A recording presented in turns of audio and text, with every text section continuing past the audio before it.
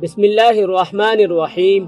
یوں تو دنیا کی تاریخ کا ہر ورق انسان کے لیے عبرتوں کا مرقع بنا ہے، خصوصاً اس کے اہم واقعات تو انسان کے ہر شعبۂ زندگی کے لیے ایسے اہم نتائج سامنے لاتے ہیں جو کسی دوسری تعلیم و تلقین سے حاصل نہیں ہو سکتے۔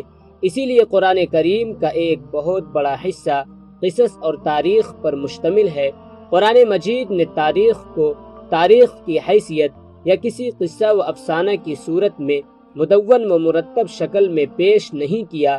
اس میں یہی اشارہ ہے کہ تاریخ خود اپنی ذات میں کوئی مقصد نہیں، بلکہ وہ نتائج ہیں جو تاریخ اقوام اور ان میں پیش آنے والے واقعات سے حاصل ہوتے ہیں۔ اس لیے قرآن کریم نے قصص کے ٹکڑے ٹکڑے کر کے نتائج کے لیے پیش فرمائے ہیں۔ سیدنا و سید شباب اہل الجنہ حضرت حسین بن علی رضی اللہ تعالی عنہ کا واقعہ شہادت نہ صرف اسلامی تاریخ کا ایک اہم واقعہ ہے، بلکہ پوری دنیا کی تاریخ میں بھی اس کو ایک خاص امتیاز حاصل ہے۔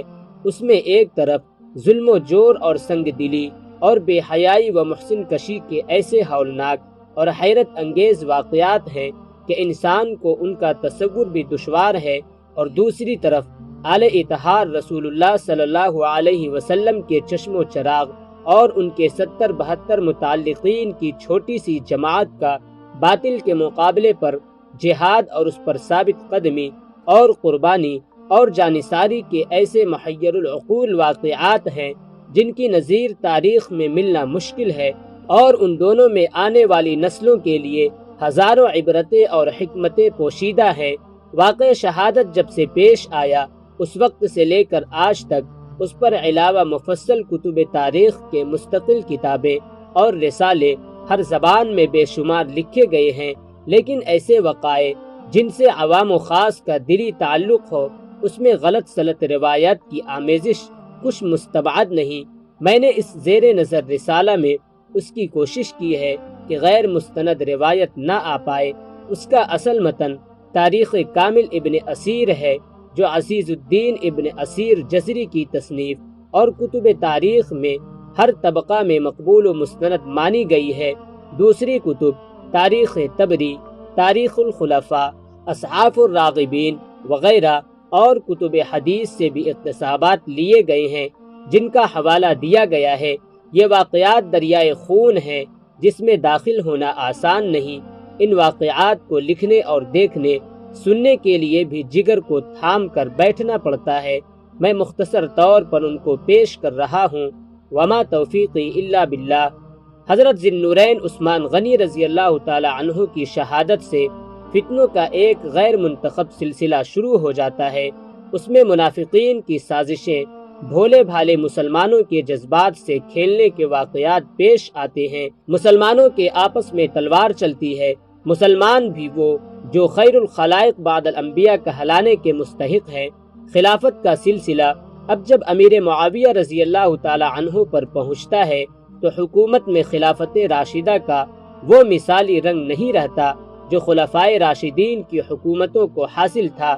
معاویہ رضی اللہ تعالی عنہ کو مشورہ دیا جاتا ہے کہ زمانہ سخت فتنے کا ہے، آپ اپنے بعد کے لیے کوئی ایسا انتظام کریں کہ مسلمانوں میں پھر تلوار نہ نکلے اور خلافت اسلامیہ پارا پارا ہونے سے بچ جائے۔ باقتضاء حالات یہاں تک کہ کوئی نامعقول اور غیر شرعی بات بھی نہ تھی، لیکن اس کے ساتھ ہی آپ کے بیٹے یزید کا نام مابعد کی خلافت کے لیے پیش کیا جاتا ہے۔ کوفہ سے 40 مسلمان آتے ہیں یا بھیجے جاتے ہیں۔ معاویہ رضی اللہ تعالی عنہ سے اس کی درخواست کریں کہ آپ کے بعد آپ کے بیٹے یزید سے زیادہ کوئی قابل اور ملکی سیاست کا ماہر نظر نہیں آتا، اس کے لیے بیعت خلافت لی جائے۔ معاویہ رضی اللہ تعالی عنہ کو شروع میں کچھ تأمل بھی ہوتا ہے، اپنے مخصوصین سے مشورہ کرتے ہیں، ان میں اختلاف ہوتا ہے، کوئی موافقت میں رائے دیتا ہے، کوئی مخالفت میں۔ یزید کا فسق و فجور بھی اس وقت تک کھلا نہیں تھا۔ بالآخر بیعت یزید کا فرض کر لیا جاتا ہے۔ شام اور عراق میں معلوم نہیں کس طرح لوگوں نے یزید کے لیے بیعت کا چرچا کیا، اور یہ شہرت دی گئی کہ شام اور عراق، کوفہ و بصرہ یزید کی بیعت پر متفق ہو گئے، اب حجاز کی طرف سے رخ کیا گیا۔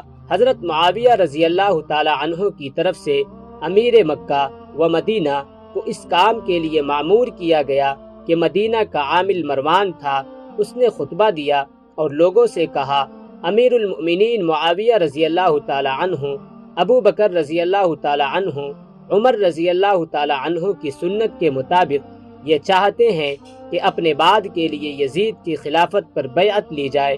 عبد الرحمن بن ابی بکر رضی اللہ تعالی عنہ کھڑے ہوئے اور کہا کہ یہ غلط ہے کہ یہ ابو بکر رضی اللہ تعالی عنہ، عمر رضی اللہ تعالی عنہ کی سنت نہیں بلکہ کسریٰ و قیصر کی سنت ہے۔ ابو بکر رضی اللہ تعالی عنہ، عمر رضی اللہ تعالی عنہ نے خلافت اپنی اولاد میں منتقل نہیں کی اور نہ اپنے کنبہ اور رشتہ دار میں۔ حجاز کے عام مسلمانوں کی نظریں اہل بیت اطہار پر لگی ہوئی تھی، خصوصاً حضرت امام حسین بن علی رضی اللہ تعالی عنہ پر، جن کو وہ بجا طور پر حضرت معاویہ رضی اللہ تعالی عنہ کے بعد مستحق خلافت سمجھتے تھے۔ وہ اس میں حضرت حسین رضی اللہ تعالی عنہ اور حضرت عبداللہ بن عمر رضی اللہ تعالی عنہ، عبد الرحمن بن ابی بکر رضی اللہ تعالی عنہ، عبداللہ بن زبیر رضی اللہ تعالی عنہ، عبداللہ ابن عباس رضی اللہ تعالی عنہ کی رائے کے منتظر تھے کہ وہ کیا کرتے ہیں۔ ان حضرات کے سامنے اول تو کتاب و سنت کا یہ اصول تھا کہ خلافت اسلامیہ خلافت نبوت ہے، اس میں وراثت کا کچھ کام نہیں کہ باپ کے بعد بیٹا خلیفہ ہو، بلکہ ضروری ہے کہ آزادانہ انتخاب سے خلیفہ کا تقرر کیا جائے۔ دوسرے، ان کی نگاہ میں یزید کے ذاتی حالت بھی اس کی اجازت نہ دیتے تھے کہ اس کو تمام ممالک اسلامیہ کا خلیفہ مان لیا جائے، تو ان حضرات نے اس تجویز کی مخالفت کی اور ان میں اکثر آخر دم تک مخالفت پر بھی رہے۔ اسی حق گوئی اور حمایت حق کے نتیجہ میں مکہ مکرمہ میں دار رسن اور کوفہ و کربلا میں قتل عام کے واقعات پیش آئے۔ حضرت معاویہ رضی اللہ تعالی عنہ نے خود 51 ہجری میں حجاز کا سفر کیا، مدینہ طیبہ تشریف لائے۔ ان سب حضرات سے نرم و گرم گفتگو ہوئی، سب نے کھلے طور پر مخالفت کی۔ امیر معاویہ رضی اللہ تعالی عنہ نے حضرت عائشہ صدیقہ رضی اللہ تعالی عنہما کے پاس تشریف لے گئے اور ان سے یہ شکایت کی کہ یہ حضرات میری مخالفت کرتے ہیں۔ ام المؤمنین نے ان کو نصیحت کی کہ میں نے سنا ہے کہ آپ ان پر جبر کرتے ہیں اور قتل کی دھمکی دیتے ہیں، آپ کو ہرگز ایسا نہ کرنا چاہیے۔ حضرت معاویہ رضی اللہ تعالی عنہ نے فرمایا کہ یہ غلط ہے، وہ حضرات جو میرے نزدیک واجب الاحترام ہے، میں ایسا نہیں کر سکتا، لیکن بات یہ ہے کہ شام، عراق اور عام اسلامی شہروں کے باشندے یزید کی بیعت پر متفق ہو چکے ہیں، بیعت خلافت مکمل ہو چکی ہے، چند حضرات مخالفت کر رہے ہیں۔ اب آپ ہی بتائیے کہ مسلمانوں کا کلمہ ایک شخص پر متفق ہو چکا ہے اور ایک بات مکمل ہو چکی ہے، کیا میں اس بات کو مکمل ہونے کے بعد توڑ دوں؟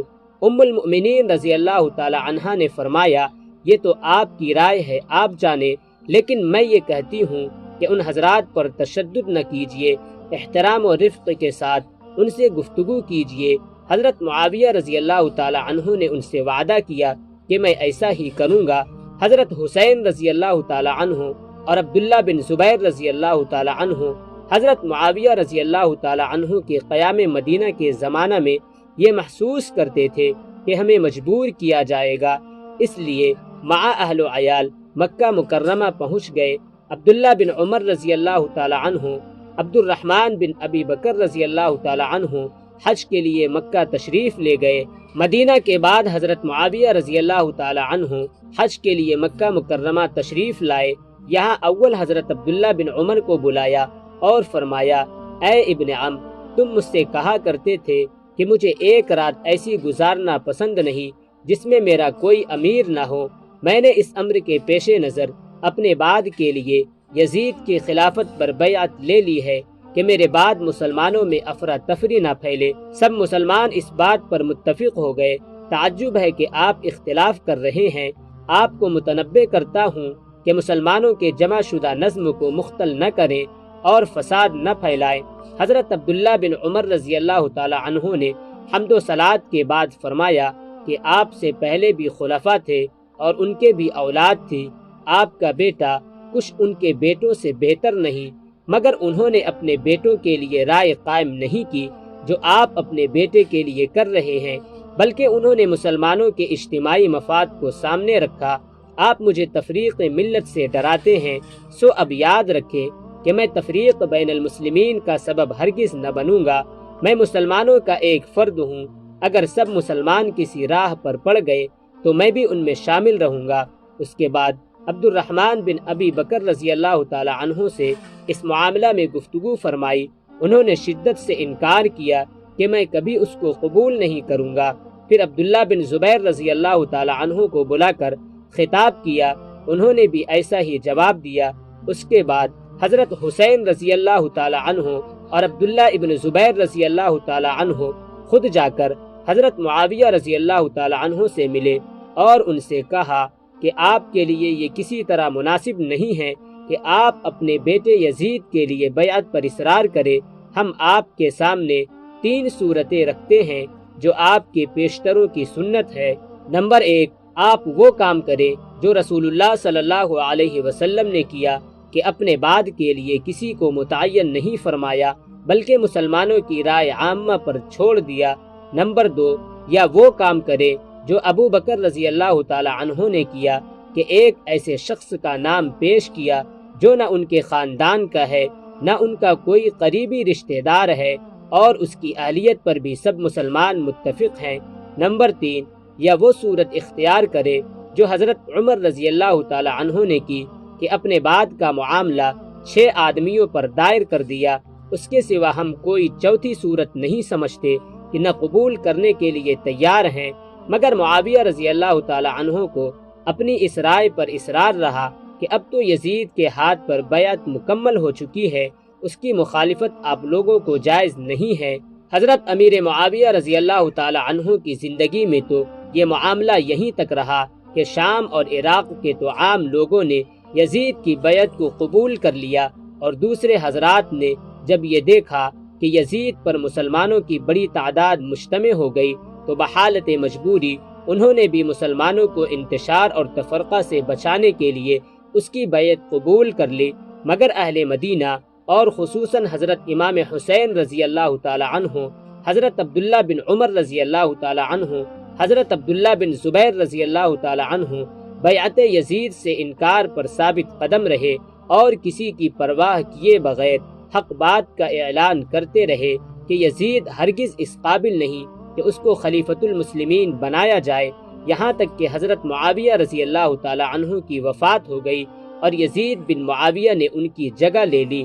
وفات سے پہلے حضرت معاویہ رضی اللہ تعالی عنہ نے یزید کو کچھ وصیت فرمائی، ان میں ایک یہ بھی تھی کہ میرا انداز یہ ہے کہ اہل عراق حسین رضی اللہ تعالی عنہ کو تمہارے مقابلہ پر آمادہ کریں گے، اگر ایسا ہوا اور مقابلہ میں تم کامیاب ہو جاؤ تو تم ان سے درگزر کرنا اور ان کی قرابت رسول اللہ صلی اللہ علیہ وسلم کا پورا اہتمام کرنا، ان کا سب مسلمانوں پر بڑا حق ہے۔ یزید نے تخت خلافت پر آتے ہی والی مدینہ ولید بن عتبہ بن ابی سفیان کو خط لکھا کہ حضرت حسین رضی اللہ تعالی عنہ، عبداللہ بن عمر رضی اللہ تعالی عنہ، عبداللہ بن زبیر رضی اللہ تعالی عنہ کو بیعت خلافت پر مجبور کرے اور ان کو اس معاملے میں مہلت نہ دے۔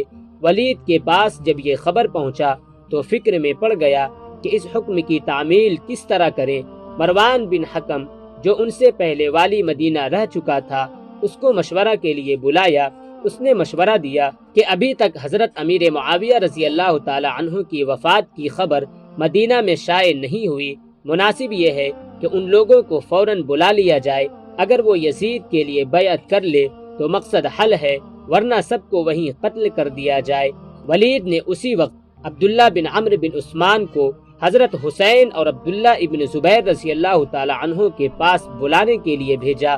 اس نے ان دونوں حضرات کو مسجد میں پایا اور مدینہ ولید کا حکم پہنچا دیا۔ دونوں نے کہا تم جاؤ، ہم آتے ہیں۔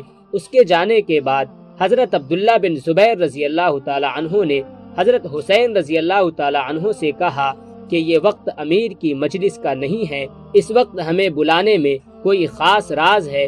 حضرت حسین رضی اللہ تعالی عنہ اپنی ذکاوت سے پوری بات سمجھ گئے تھے، فرمایا ایسا معلوم ہوتا ہے کہ معاویہ رضی اللہ تعالی عنہ کا انتقال ہو گیا ہے، اور اب وہ چاہتے ہیں کہ لوگوں میں ان کے انتقال کی خبر مشہور ہونے سے پہلے وہ ہمیں یزید کی بیعت پر مجبور کرے۔ عبداللہ بن زبیر رضی اللہ تعالی عنہ نے بھی ان کی رائے سے اتفاق کیا اور کہا پھر اب کیا رائے ہے؟ حضرت امام حسین رضی اللہ تعالی عنہ نے فرمایا میں جا کر اپنے نوجوانوں کو جمع کر لیتا ہوں اور پھر ان کو ساتھ لے کر ولید کے پاس پہنچتا ہوں۔ میں اندر جاؤں گا اور نوجوانوں کو دروازے پر چھوڑ جاؤں گا کہ کوئی ضرورت پڑے تو میں ان کی امداد حاصل کر سکوں۔ اس قرار داد کے مطابق حضرت امام حسین رضی اللہ تعالی عنہ ولید کے پاس پہنچے۔ وہاں مروان بھی موجود تھا۔ حضرت امام حسین رضی اللہ تعالی عنہ نے سلام کے بعد اول تو ولید اور مروان کو نصیحت کی کہ تم دونوں میں پہلے کشیدگی تھی، اب میں آپ دونوں کو مجتمع دیکھ کر بہت خوش ہوا اور دعا کی کہ اللہ تعالیٰ آپ دونوں کے تعلقات خوشگوار رکھے۔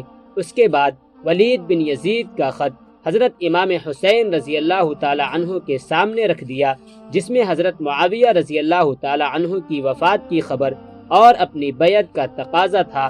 حضرت امام حسین رضی اللہ تعالی عنہ نے معاویہ رضی اللہ تعالی عنہ کی وفات پر اظہار غم محسوس کیا اور بیعت کے متعلق یہ فرمایا کہ میرے جیسے آدمی کے لیے مناسب نہیں کہ خلوت میں پوشیدہ طور پر بیعت کر لوں، مناسب یہ ہے کہ آپ سب کو جمع کریں اور بیعت خلافت کا معاملہ سب کے سامنے رکھیں۔ اس وقت میں حاضر ہو جاؤں گا، جو کچھ ہوگا سب کے سامنے ہو جائے گا۔ ولید ایک عافیت پسند انسان تھا۔ اس بات کو قبول کر کے حضرت امام حسین رضی اللہ تعالی عنہ کو واپسی کی اجازت دے دی، مگر مروان نے ان کے سامنے ہی کہا اگر حسین رضی اللہ تعالی عنہ اس وقت تمہارے ہاتھ سے نکل گئے تو پھر کبھی تمہیں اس پر قدرت نہ ہوگی۔ میرا خیال یہ ہے کہ آپ ان کو روک لیں اور جب تک بیعت نہ کرے جانے نہ دے، ورنہ قتل کر دے۔ حضرت امام حسین رضی اللہ تعالی عنہ نے مروان کو سخت جواب دیا کہ تو کون ہوتا ہے جو ہمیں قتل کرائے، اور یہ فرما کر وہاں سے نکل آئے۔ مروان نے ولید کو ملامت کی کہ تو نے موقع ضائع کر دیا۔ ولید نے کہا خدا کی قسم مجھے ساری دنیا کی سلطنت اور دولت بھی اگر اس کے بدلے میں ملے کہ میں حضرت امام حسین رضی اللہ تعالی عنہ کو قتل کروں تو میں اس کے لیے تیار نہیں۔ قیامت کے روز حضرت امام حسین رضی اللہ تعالی عنہ کے خون کا مطالبہ جس کی گردن پر ہو وہ نجات نہیں پا سکتا۔